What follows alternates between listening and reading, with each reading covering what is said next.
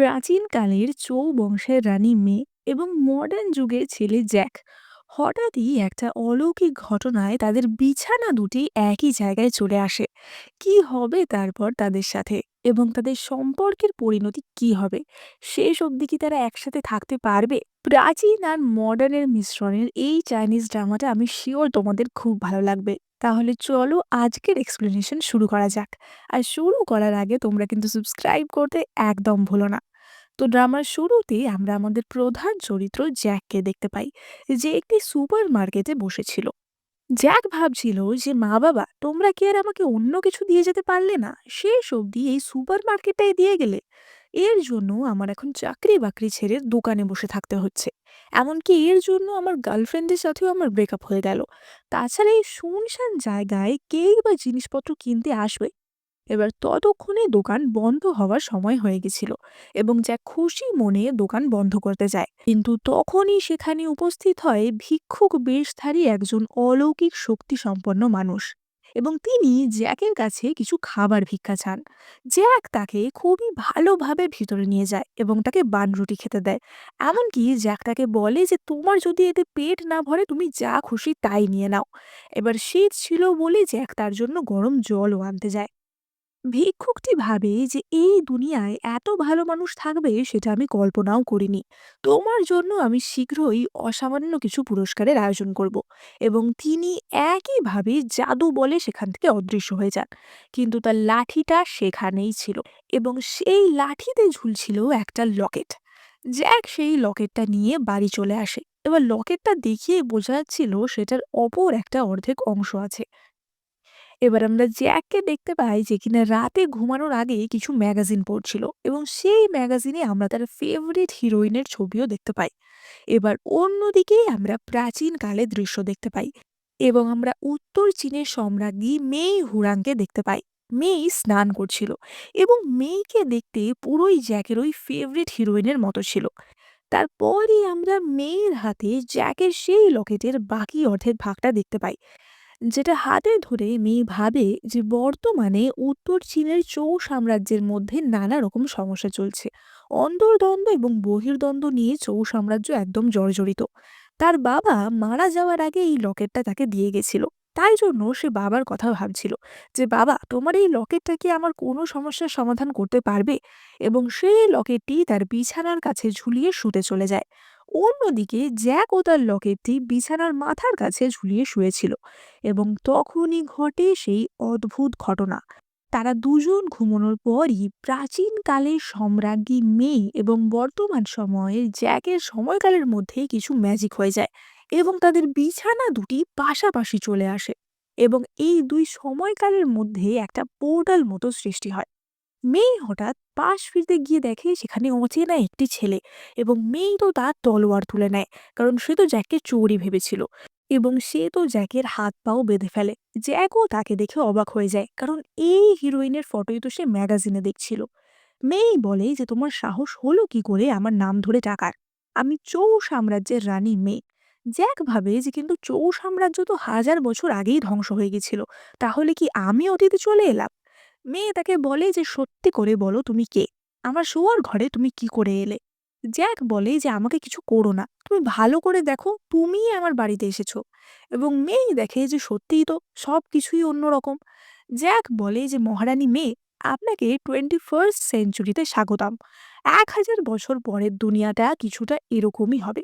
তখনই হঠাৎ জ্যাকের অ্যালার্ম ক্লকটা বেজে ওঠে এবং মেই তো সেটা দেখে চমকে যায় এবং তার তলোয়ার দিয়ে সেটা ভেঙে দেয়। মেই বলে যে তুমি সত্যি করে বলো তুমি এখানে কি করে আমাকে নিয়ে এলে? জ্যাক বলে যে আমি তো নিজেও কনফিউজ, আমি নিজেও বুঝতে পারছি না এইসব কি করে হলো। তখনই হঠাৎ খিদেতে মেয়ের পেট ঢেকে ওঠে। জ্যাক বলে যে তোমার কি খিদে পেয়েছে, তাহলে আমার সাথে চলো। এবং সে মেয়েকে নিয়ে তার কনভিনিয়েন্স স্টোরে আসে এবং তাকে ইনস্ট্যান্ট রামেন আর সসেজ খাওয়ায়।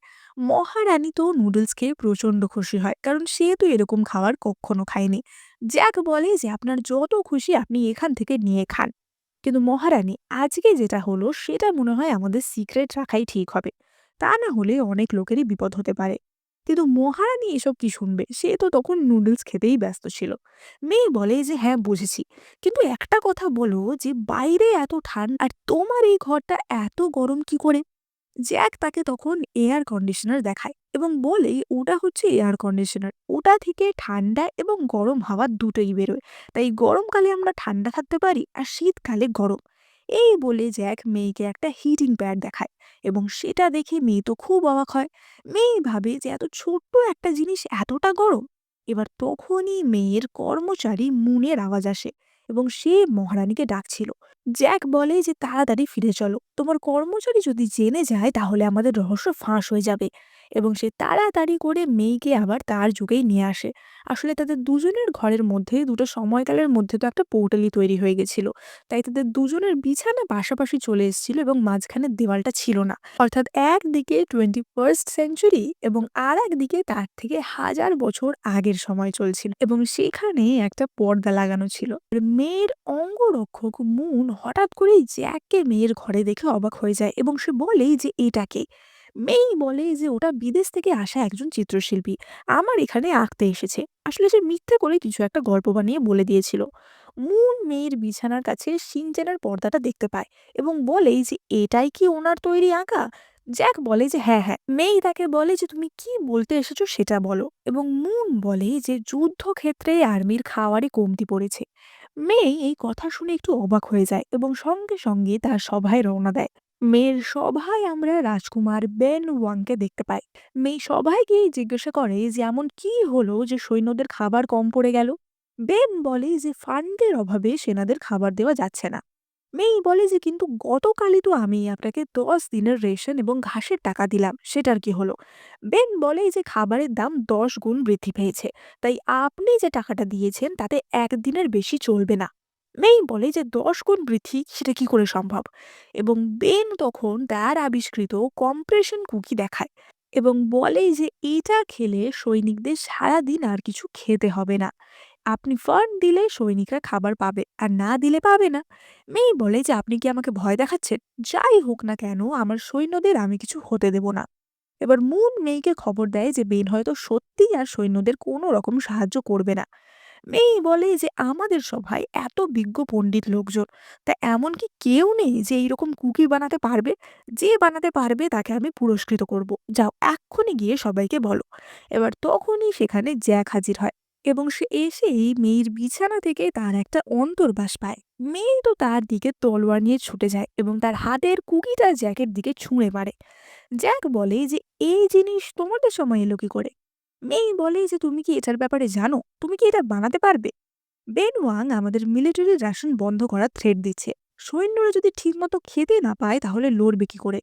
জ্যাক তখন বলে যে আমার কাছে এর থেকেও ভালো জিনিস আছে এবং সে মেয়েকে নিয়ে আবারও কনভেনিয়েন্স স্টোরে আসে এবং কিছু রেডি টু ইট খাবার দাবার এনে দেয়, যেগুলি গরম জলে কিছুক্ষণ রাখলেই রান্না হয়ে যেত।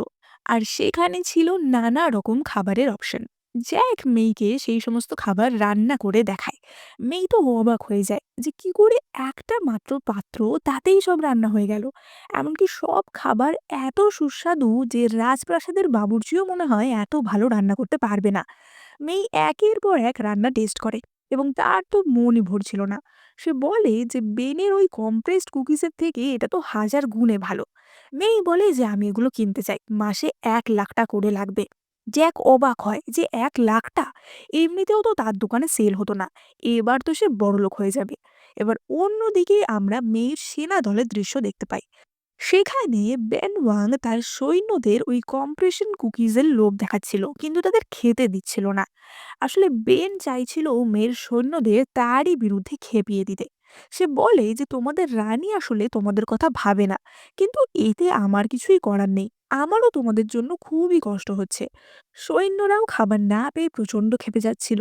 তারা বলে যে আমরা একের পর এক যুদ্ধ লড়বো আর আমাদের জন্য খাবারেরও বন্দোবস্ত করা হবে না। এবার তখনই সেখানে মেই আসে এবং বলে যে তোমরা আমার সেনা দলের গর্ব, আমি কখনোই তোমাদের না খাইয়ে রাখবো না। বেন তো ভাবে যে মেই হয়তো তাকেই টাকা দিয়ে রেশন কিনবে, কিন্তু মুন বলে যে আপনি আমাদের যতই ঐক্য নষ্ট করার চেষ্টা করুন, আমরা আপনার ওই বিস্কুটের থেকেও ভালো জিনিস এনেছি। এবং তারা তাদের রেডি টু ইট ফুড বার করে এবং সৈন্যদের মধ্যে তা বিলি করে। সৈন্যরা তো আপ্লুত হয়ে পড়ে যে সত্যিই এবার তারা রোজ মাংস খেতে পারবে। বেন বলে যে মহারানী, আপনি এসব কোথায় পেলেন? মহারানী বলে যে কেন, আপনারও কি খেতে ইচ্ছা করছে নাকি? আপনি আমাকে আগে একটা কুকি দিয়েছিলেন তাই না, এই নিন, আমিও আপনাকে এইটা দিলাম। যাই হোক, বেনের তো মাথাই খারাপ হয়ে যায়, কারণ তার প্ল্যান তো পুরোই জলে গেল। বেন তার চেলা লিকে জিজ্ঞাসা করে যে তোমাকে বলেছিলাম খোঁজ নিতে এইসব খাবার কোথা থেকে আসছে, সেই খোঁজটাকে নিয়েছ? বেনের চেলা বলে যে মেয়ে এই খাবার কোথা থেকে কিনেছে তার খোঁজ তো পাওয়া যায়নি, কিন্তু এগুলো সে তার বেডরুম থেকে নিয়ে বেরিয়েছে। বেন ওয়াং বুঝতে পারে যে মেয়ের বেডরুমে কিছু একটা রহস্য লুকিয়ে আছে। এবার অন্যদিকে আমরা মেইকে দেখতে পাই, যে এখন হাই হিল আর মডার্ন জামা পরেছিল জ্যাকের কথায়। মেই বলে যে এই জামাটা তো একটু বেশি রিভিলিং, আর এই জুতো পরেও তো আমি হাঁটতেই পারছি না। জ্যাক বলে যে আমি শেখাচ্ছি, এবং সেই মেয়েকে হাই হিল পরে হাঁটা শেখায়। কিন্তু তখনই মেয়ের পা মুচকে যায় এবং জ্যাক তাকে ধরে নেয়। জ্যাক তাকে নিজের বাড়িতে নিয়ে এসে তার পায়ে স্প্রে লাগিয়ে দেয়। মেই বলে যে বাইরে এত ঠান্ডা হওয়া সত্ত্বেও তোমার বাড়িতে কি গরম! এই ব্যবস্থাটা যদি আমার রাজ্যে করা যায় তাহলে শীতে কাউকে মারা যেতে হবে না। এবং তখন জ্যাক ভাবে যে যেহেতু মেয়ের যুগে ইলেকট্রিসিটি নেই, তাই তো এসির ব্যবস্থা করা যাবে না, কিন্তু শীতের জামা কাপড়ের ব্যবস্থা তো করা যাবে। এবং জ্যাক মেইকে থার্মাল ওয়্যার দেয়, যেটা পরলে শীতেও শরীর গরম থাকে। মেই সেই থার্মাল ক্লোদিং পরে আসে এবং তাকে দেখে তো জ্যাক উল্টে যায়, কারণ তাকে দেখতে এতটাই সুন্দর লাগছিল। মেই বলে যে তুমি কি আমাকে এরকম জামা আরো দিতে পারবে আমার আর্মির জন্য? জ্যাক বলে যে হ্যাঁ নিশ্চয়ই, কিন্তু তার বদলে তোমাকে পে করতে হবে। এবার পরদিন জ্যাক এক ট্রাক থার্মাল ক্লোদিং অর্ডার করে। এবার যে ডেলিভারি নিয়ে এসেছিল সে জ্যাকেরই এক পরিচিত ডেলিভারি ম্যান ছিল, তার নাম ছিল ঝাং। ঝাং জ্যাককে বলে যে তুমি এত জামা কাপড় অর্ডার করেছো, তুমি কি এবার জামা কাপড়ের দোকান খুলছো নাকি? ভালো ভালো, চলো তোমার বাড়িতে গিয়ে আমরা সেলিব্রেট করি। কিন্তু জ্যাকের বাড়িতে তো ছিল অতীতে যাওয়ার পোর্টাল। জ্যাক বলে যে আমার বাড়িতে কেন, চলো আমি তোমাকে রেস্টুরেন্টে নিয়ে গিয়ে ট্রিট দেবো। এবার ঝাংও বুঝতে পারে যে জ্যাক কিছু একটা লুকানোর চেষ্টা করছে, এবং সে ছুটে জ্যাকের ঘরে ঢোকার চেষ্টা করে। কিন্তু তখনই সেখান থেকে তলোয়ার হাতে বেরিয়ে আসে মেয়ে। জ্যাক বলে যে মহারানী, ও আমার বন্ধু, আপনি প্লিজ তলোয়ারটা নামান। ওদিকে ঝ্যাং ভেবে বসেছিল যে জ্যাক হয়তো কোনো একটা কসপ্লে করছে, এবং সে ভাবে যে জ্যাক হয়তো কারোর সাথে ব্যক্তিগত সময় কাটাচ্ছে, এবং সে সেখান থেকে চলে যায়। জ্যাক মহারানীকে বলে যে চলুন আগে আপনি শীতের জামা পরে নেবেন, তারপর আমরা জামা কাপড় বিলি করতে যাব। এবার মহারানী তো মডার্ন শীতের জামা কাপড় পরে নেয়, এবং তার সৈন্যদের জন্য সেই একই রকম গরম জামা, টুপি, শীতের পোশাক নিয়ে যায়। তার সেনারা সেই সব জামা পরে প্রচন্ড খুশি হয়। ওদিকে এই জামার একটা নমুনা তো বেন ওয়াং এর চালাও তার কাছে নিয়ে যায়। বেন তো তা দেখে অবাক হয়ে যায় এবং বলেই যে তোমাকে তো বলেছিলাম মেয়ের বেডরুমের ওপর নজর রাখতে, সেটা কি রেখেছো? কোথা থেকে এগুলো আসছে সেটা খোঁজ নিয়ে দেখো। অন্যদিকে আমরা জ্যাককে দেখতে পাই যে কিনা ভিডিও গেম খেলছিল। মেই এসে জিজ্ঞাসা করে যে এটা কি, এবং জ্যাক মেয়েকেও পাবজি খেলা শেখায়। ওদিকে বেন ততক্ষণে মেয়ের বেডরুমের সামনে চলে এসেছিল, এবং সে দরজা খুলে দেখার চেষ্টা করছিল যে মেয়ের বেডরুমে কি রহস্য লুকিয়ে আছে। কিন্তু তখনই মেই তার তলোয়ার হাতে বেরিয়ে আসে এবং বলে যে তোমার এত সাহস হলো কি করে আমার অনুমতি ছাড়া আমার বেডরুমে আসার? বেন বলে যে এই বেডরুমে এমন কি রহস্য লুকানো আছে? আগামীকাল বিদেশি দূত আসবে, সেটা তুমি কি করে সামলাবে সেইটাই এখন ভাবো। এই বলে বেন সেখান থেকে চলে যায়। মেই মুনকে আদেশ দেয় যেন তার বেডরুমের কাছে কেউ আসতে না পারে, আর যদি কেউ জোর করে ঢুকতে যায় তাকে যেন মেরে ফেলা হয়। এবার মেই তো খুব উত্তেজিত হয়ে জ্যাকের ঘরে ফিরে আসে। জ্যাক তাকে দেখেই বলে যে নিশ্চয়ই আবার বেন কিছু করেছে তাই না?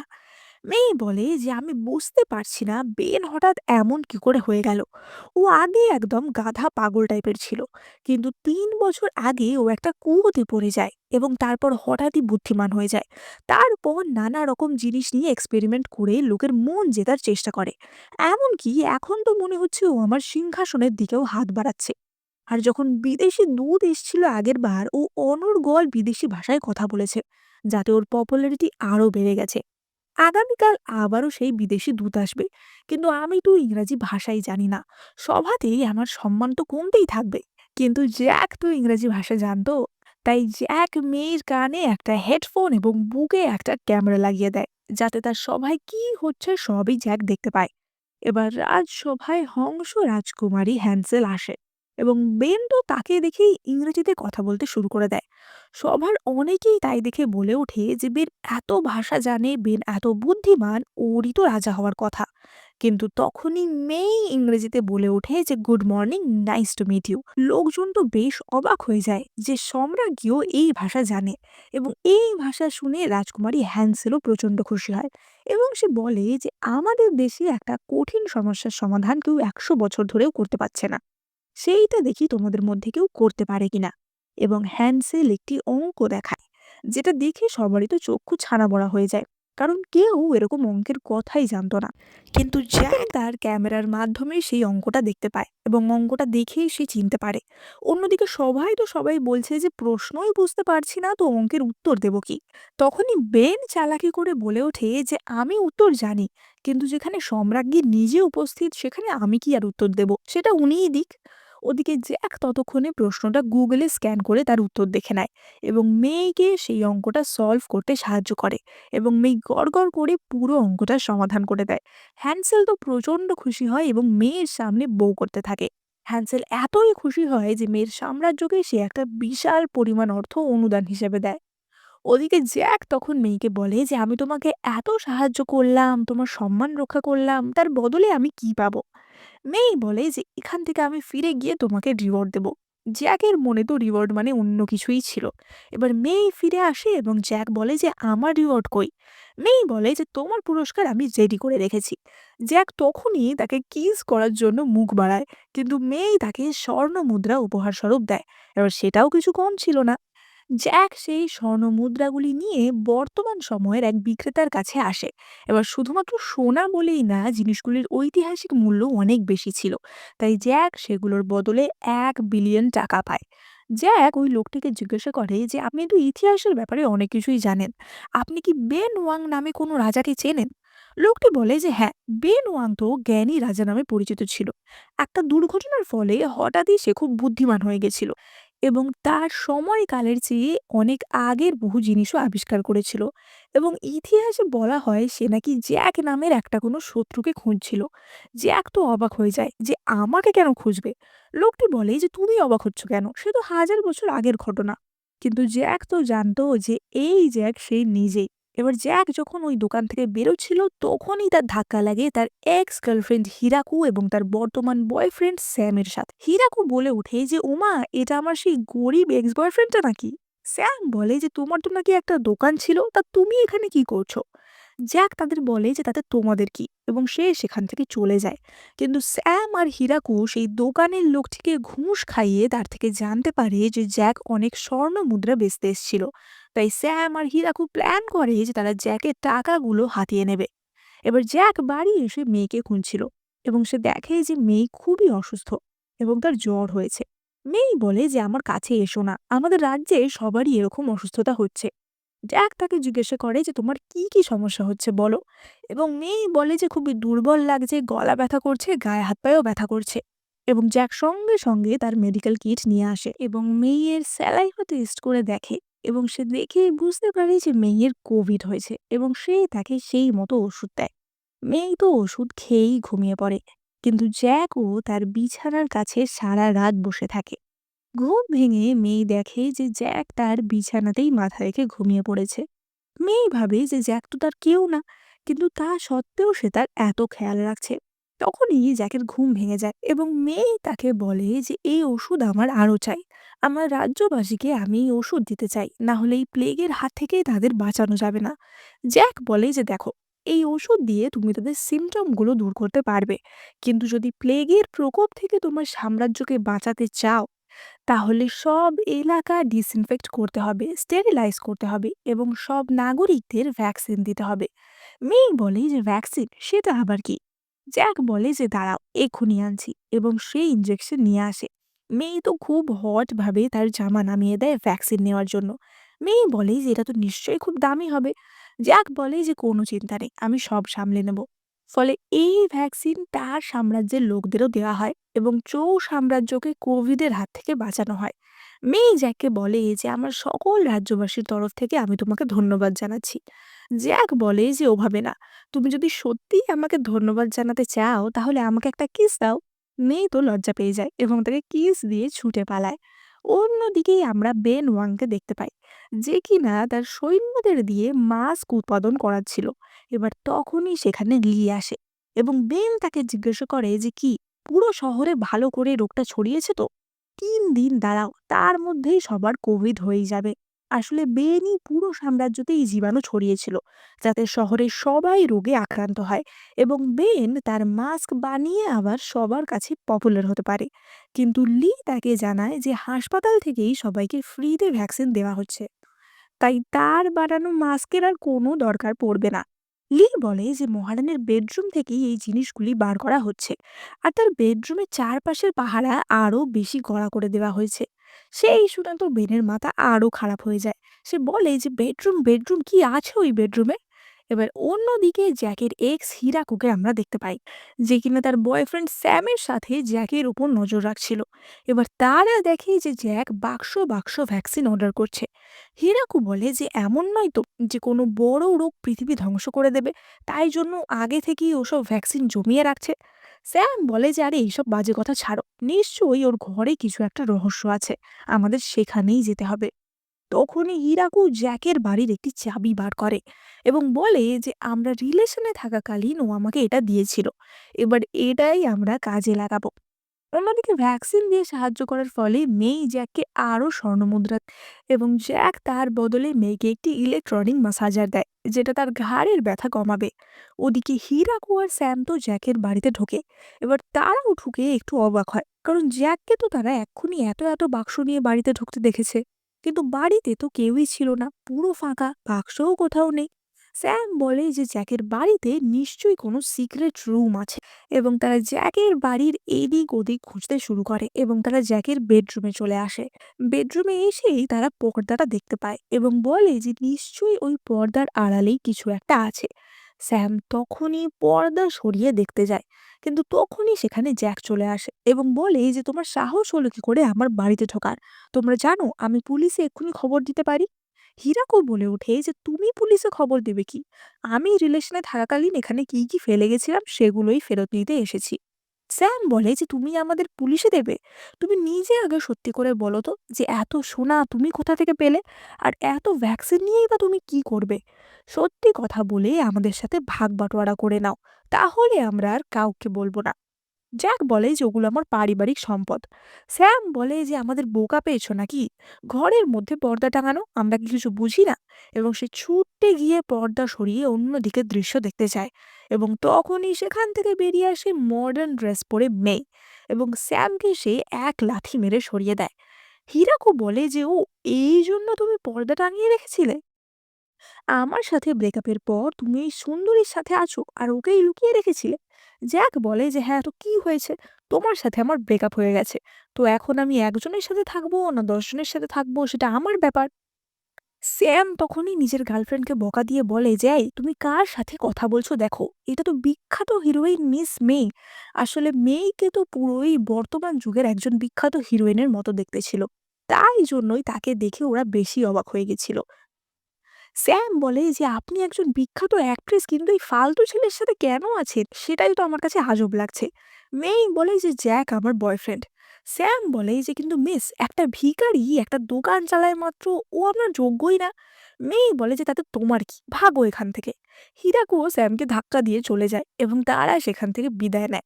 তার চলে যাওয়ার পর জ্যাক বলে যে ভাগ্যিস তুমি ঠিক সময় এলে, কিন্তু তুমি এরকম জামা কেন পরেছো? এবার তখনই মেয়ে তাকে সেই ম্যাগাজিনটা দেখায় এবং বলে যে এইটা তোমার বেডের পাশে টেবিলে দেখেছিলাম, তাই ভাবলাম তোমার হয়তো এরকম ভালো লাগবে। এবং মেয়ে তার পা জ্যাকের দিকে এগিয়ে দিয়ে বলে যে নাও ধরে দেখো। জ্যাক বলে যে সত্যিই ধরবো? মেয়ে বলে যে গলা কাটা পড়বে তোমার, রানীর সাথে অসভ্যতা করছো, যাও ভাগো। এবার রাতের বেলাও জ্যাক মেয়ের কথা ভেবে তার বিছানায় উঁকিয়ে দিতে যায়, কিন্তু মেয়ে সোজা তার দিকে তলোয়ার তুলে ধরে এবং বলে যে ভুলে যাবে না আমি একজন সম্রাজ্ঞী, যেহেতু আমরা একই বিছানায় শুই তাই আমাদের মধ্যেই কিছু একটা রুল থাকা উচিত। আমার তলোয়ারটা আমি মাঝখানে রেখে দিলাম, এইটাই আমাদের বাউন্ডারি। এবার রাতের বেলা তো জ্যাক ফুসফুস করে ঘুমিয়ে পড়ে, কিন্তু মেয়ে তো ঠান্ডায় ঘুমিয়ে আসছিল না, ঠান্ডায় তার পা কিছুতেই গরম হচ্ছিল না। মেয়ে ভাবে যে এক কাজ করি, শুধু পাটা জ্যাকের রুমের দিকে দিয়ে রাখি, ও কিছুই বুঝবে না। কিন্তু ঘুমের মধ্যে মেয়ে তো পুরোপুরি জ্যাকের রুমে চলে আসে এবং রীতিমতো জ্যাকের ওপর উঠে শুয়ে পড়ে। মাঝরাতে ঘুম ভাঙলে সে উল্টে জ্যাকের ওপরই গলাবাজি করে। এবার আমরা পরের দিনের দৃশ্য দেখতে পাই। মুন খবর দেয় যে তাদের ড্রাই উডের ডেলিভারি আসতে দেরি হবে, যেগুলো সাধারণত জল গরম করার জন্য ব্যবহার করা হতো। এবার তখনকার দিনে কাঠ কেটে কাঠ শুকোতে অনেক বেশি সময় লাগতো।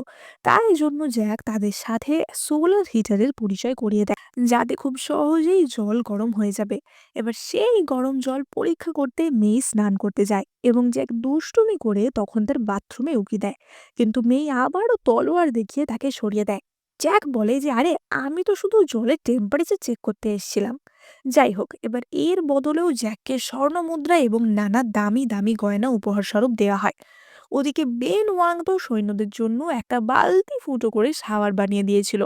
তখনই সেখানে মেই আসে এবং সৈন্যদের এই হায়ার টেকনোলজি গরম জলে স্নান করার ব্যবস্থা করে দেয়, যাতে সৈন্যরা ভীষণ খুশি হয়। কিন্তু বেন আবারও মেইকে বিপদে ফেলার চেষ্টা করে। কিছুদিনের মধ্যেই বীজ বপনের সময় অর্থাৎ চাষের সময় শুরু হচ্ছিল। লি বলে যে আমাদের কাছে চাষবাস করার যে উন্নত মানের যন্ত্রপাতি আছে, সেগুলো যদি আমরা ওদের না দিই, তখন আমাদের কাছে চাইতে আসবেই। তখন আমরা আগে ওদের কাছে জিজ্ঞাসা করব যে এই সমস্ত উন্নত জিনিস ওরা কোথা থেকে পারছে, আর সেটা আমাদের বললে তাহলেই আমরা ওদের যন্ত্রপাতি দেব। এবার সেই প্ল্যান মতো চাষের সময় শুরু হওয়ার আগেই বেন সব যন্ত্রপাতি নিয়ে নেয়। মেয়ে তাকে বলে যে চাষবাস যদি ঠিক করে না হয় কত লোক মারা যাবে তুমি জানো, এরকম করছো কেন? বেন বলে যে তুমি আগে বলো ওই সোলার হিটারটা কোথা থেকে পেয়েছো। যতদিন না তুমি বলবে ততদিন আমিও এইসব যন্ত্রপাতি দেব না। আর তুমি জানো যে একদিন চাষ পিছলে কিন্তু কত ক্ষতি হবে। মেই বলে যে তুমি কি আমাকে ব্ল্যাকমেল করতে চাইছো? বেন বলে যে আমি কিছুই করছি না, তুমিই দেখো এবার কি করবে। মুন বলে যে বেন কিন্তু খুবই অহংকারী এবং অভদ্র ব্যবহার করছে, ওর সাহায্য নেওয়া আমাদের আর ঠিক হবে না। এবং অবভিয়াসলি মেই আবারও জ্যাকের কাছে সাহায্য চায়। জ্যাক বলে যে তুমি একদম ঠিক লোকের কাছে এসেছো। আমার কাছে এমন যন্ত্র আছে যাতে 30 একর জমিও একদিনে চাষ হয়ে যাবে।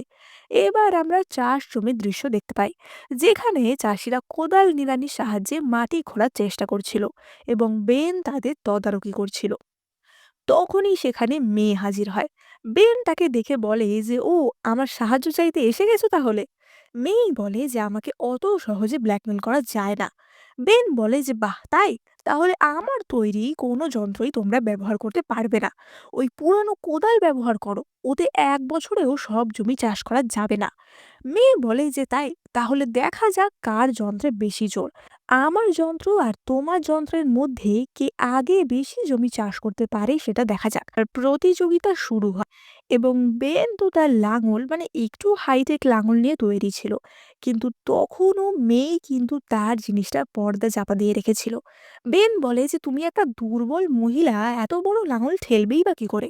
এবার প্রতিযোগিতা শুরু হয়ে যায়, বেন তার লাঙল দিয়ে জমি নিড়ানো শুরু করে দেয়। কিন্তু তারপরই মেয়ে পর্দা সরিয়ে তার ট্র্যাক্টর মেশিন বার করে এবং 5 মিনিটের মধ্যেই সমস্ত জমি চাষ করে ফেলে। এবং ট্র্যাক্টরের সাহায্যে গ্রামবাসীদের কাজ অনেক সহজ হয়ে যায় এবং সবাই মেয়ের জয় জয়কার করতে থাকে।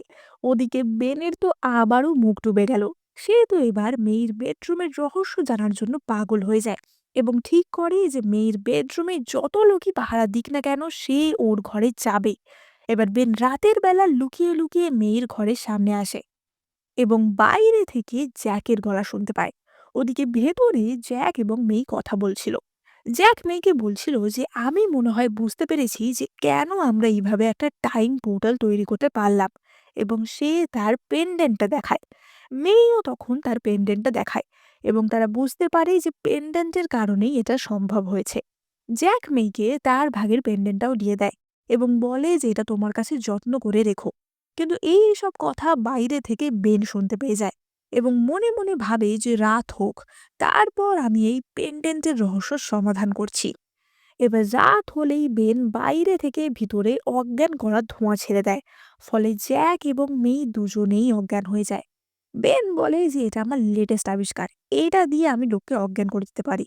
এবার তোমাদের সব রহস্য আমি ফাঁস করব। এবং সে মেয়ের ঘরে প্রবেশ করতে যায়।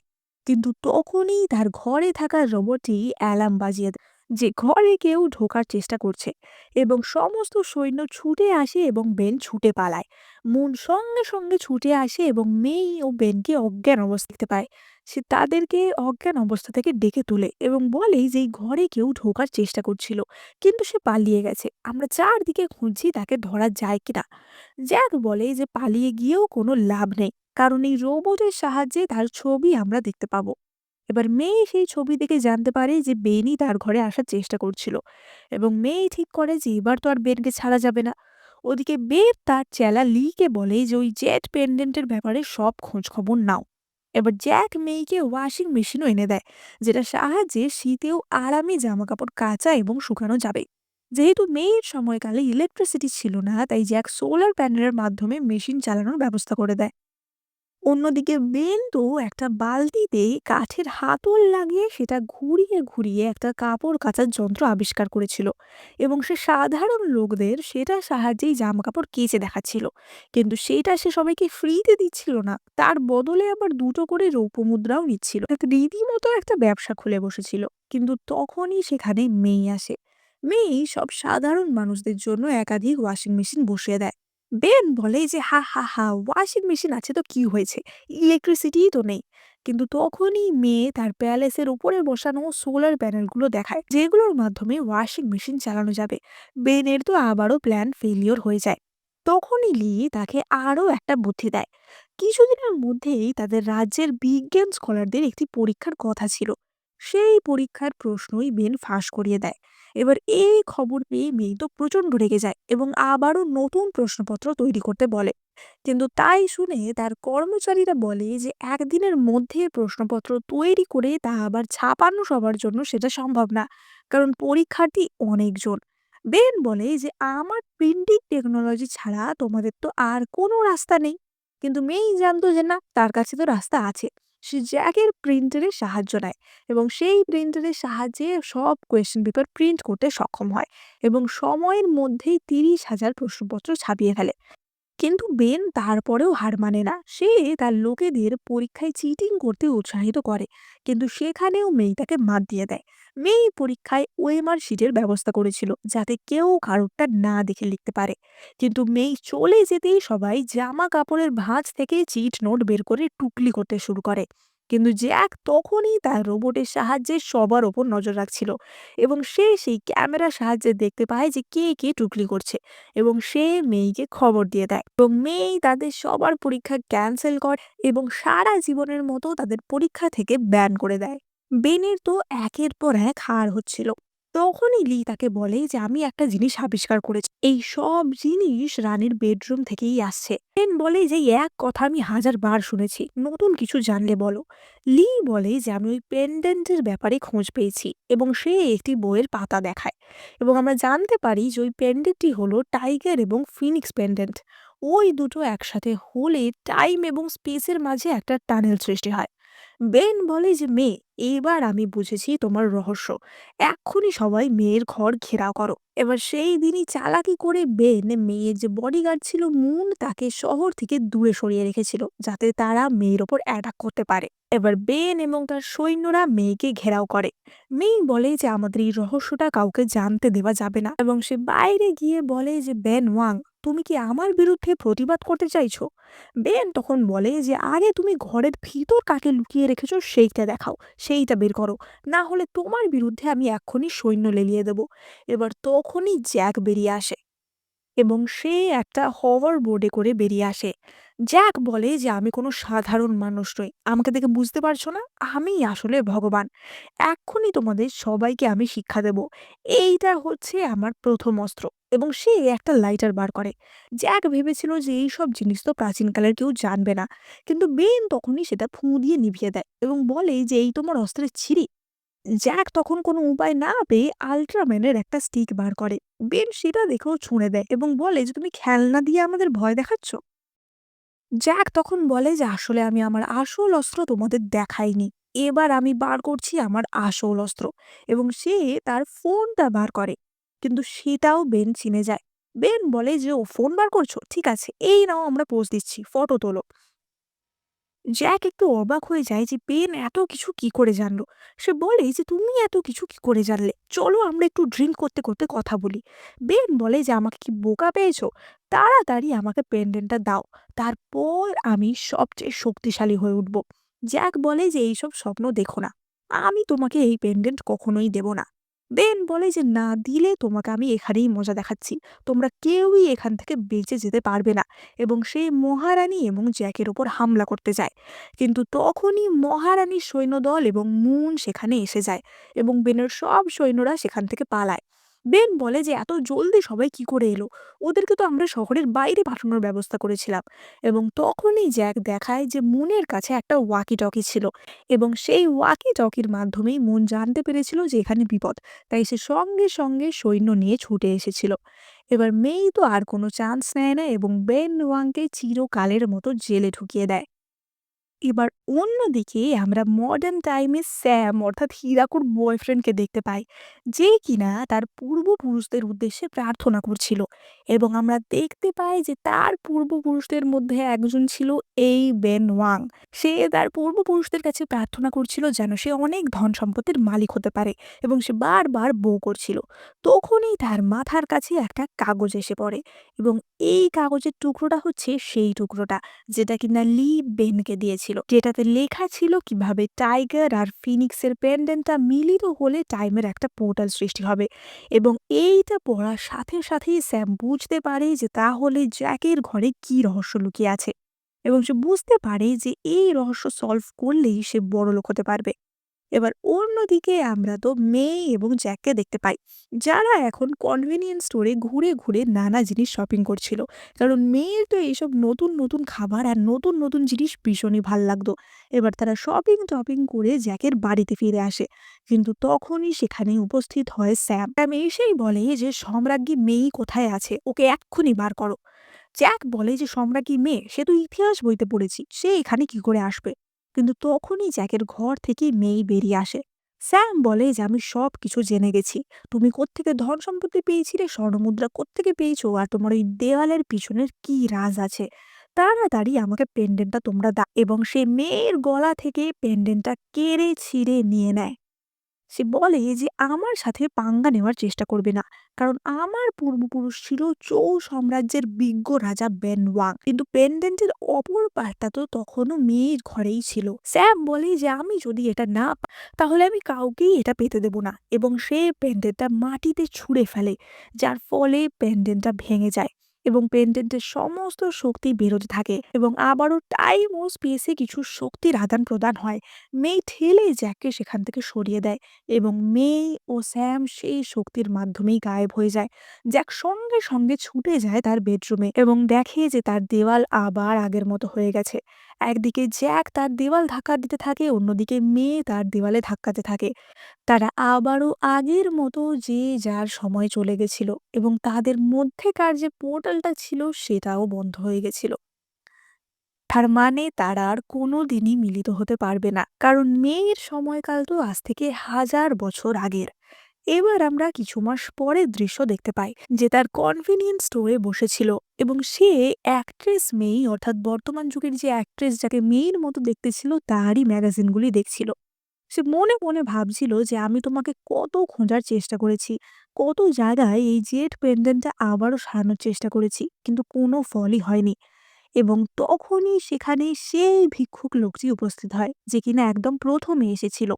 জ্যাক তাকে দেখেই খুব খুশি হয় এবং বলে যে আপনি কি এটা সারাতে পারবেন, এটার মাধ্যমে আমি আবারও আগে যেতে চাই। কিন্তু লোকটি বলে যে না, এই পেন্ডেন্টটা একবার ভেঙে গেছে, সুতরাং এটা আর কখনোই সারানো যাবে না। জ্যাক বলে যে তাহলে কি আমি কোনোদিনই আর মেয়ের সাথে দেখা করতে পারবো না। এবং সেই শুনে লোকটি বলে যে তোমাদের এই পেন্ডেন্ট ভেঙে গেলেও তোমাদের ভালোবাসা কিন্তু হাজার হাজার বছর বেঁচে থাকবে।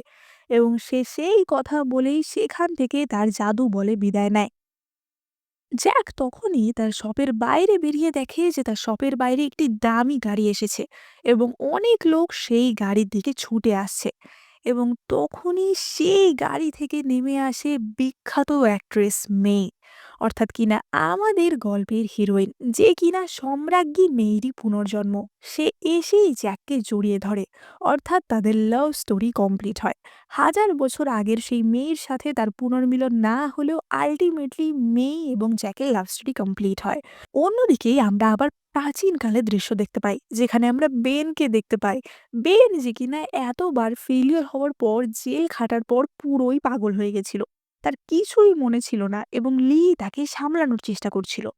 তখনই হঠাৎ আকাশে একটি বিদ্যুৎ চমকায় এবং সেই বিদ্যুৎ এসে পড়ে বেনের গায়ে এবং বেন তখনই বদলে যায় স্যামে। স্যাম যখন পেন্ডেন্টটি ভেঙে গেছিল তখন কিন্তু মেয়ের সাথেই গায়েব হয়ে গেছিল এবং তখনই স্যাম এবং বেনের দেহ অদলা বদলি হয়ে যায়, অর্থাৎ স্যাম তার নিজের করা শাস্তির ফল পায়।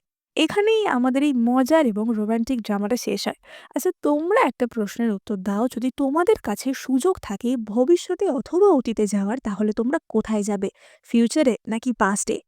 কমেন্ট করে জানাতে কিন্তু একদম ভুলো না। আর হ্যাঁ, আমি জানি না তোমরা আমার গলাটা শুনে বুঝতে পারছো কিনা, কিন্তু আমার শরীরটা একটু খারাপ আছে এবং গলাটাও খুব খারাপ আছে। তাই জন্য আজকের গল্পটা একটু ছোট ছিল। প্লিজ প্রে করো যেন তাড়াতাড়ি ভালো হয়ে যায় আর তোমাদের জন্য অনেক সুন্দর, সুন্দর এক্সপ্লেনেশন আনতে পারি। এই চ্যানেলে আমি তোমাদের জন্য অনেক চাইনিজ আর কোরিয়ান ড্রামা এক্সপ্লেন করে থাকি। তাই তোমরা এক্ষুনি লাইক, কমেন্ট, শেয়ার ও সাবস্ক্রাইব করে আমার পাশে থেকো। সাবস্ক্রাইব করলে আমার খুবই ভালো লাগবে। দেখা হবে নতুন একটা ভিডিও নিয়ে।